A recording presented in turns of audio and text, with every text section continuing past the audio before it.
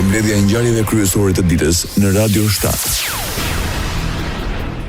Ministri i Shëndetësisë i Maqedonisë së Veriut pranon paregullsitë e zbuluara gjatë kontrollit mbi ndërhyrjet kardiokirurgjikale dhe kardiologjike.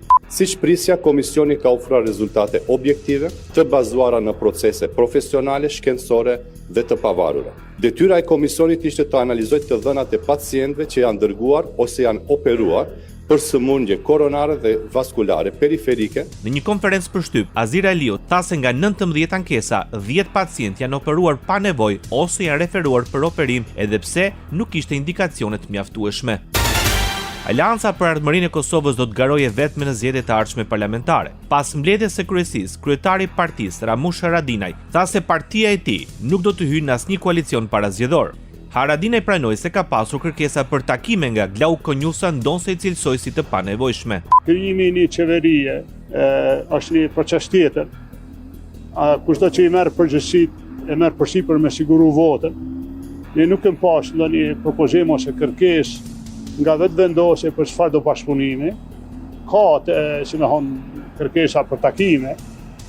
Po nuk mendojmë se takimet janë diçka që ja vlen. Por nuk ka propozime për ndonjë përgjegjësi, për ndonjë bashkëpunim, për ndonjë situatë të re. Kryeministri Edi Rama shpreh shqetësimin se pavarësisht përpjekjeve për mbulim më të mirë për sigurime, ende shumë familje dhe biznese të vogla mbeten pa mbrojtjen e nevojshme. Gjatë konferencës vjetore të organizatës botërore të mbikëqyrësve të sigurimeve që mbahet për herë të parë në Ballkan, kreu i qeverisë deklaroi se përfshirja e sigurimit në politikat publike, duke lidhur me rezistencën klimatike, bujqësinë, infrastrukturën dhe rrjetet e sigurisë sociale do të përmirësojnë qasjen ndaj financimit të rrezikut nga katastrofat. Ne mund të mos parashikojmë dot çdo katastrofë, por mund të fortifikohemi për të përballuar e për të rimë këmbur. Të ndërtosh një rezistencë të tillë duhet një mendësi e ndryshme, proaktive. Në shumë vende ekzistojnë ende hendeshe domethënëse të mbulimit. Në rastin e Shqipërisë për shembull, pavarësisht përpjekjeve për një mbulim më të mirë. Sipas tij, sfidat si ndryshimi i klimës, kërcënimet kibernetike apo luhatit e tregjeve financiare globale kërkojnë veprim të përbashkët për zgjidhje novatore gjithëpërfshirëse. Është e qartë. Na duhet të zgjerojmë rrjetet tona të sigurisë për të përfshirë më shumë individ, sektor e lloje rreziqesh, e të sigurohemi që këto zgjidhje të jenë të mundshme për të marrë nga gjithkush. Po, natyrisht, aq sa është e qartë. Sport.